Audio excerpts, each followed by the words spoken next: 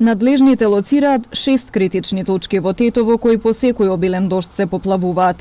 Токму на овие места вчера вечер и во текот на ноќта интервенираат тетовските пожарникари. Се работи за неколку подвозници и улици во градот каде атмосферската канализација нема капацитет да ја прими водата.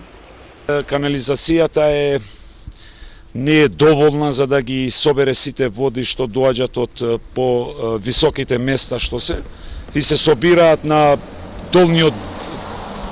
долните места и затоа имаме извадење на канализација и таквите случаи што се собираат повеќе вода и не може да се иде таа водата пошто се знае цевките се многу мали. Денеска состојбата е мирна, но ноќеска пожарникарите на терен имале многу работа за испомпување на насобраната вода од дворови и подвозници, каде имало и заглавени возила.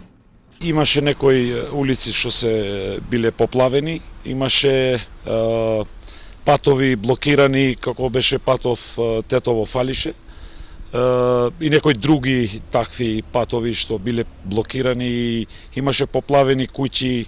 Интервениравме на некои од куќите, имаше 10 куќи што интервениравме, извадивме вода од подрумиве.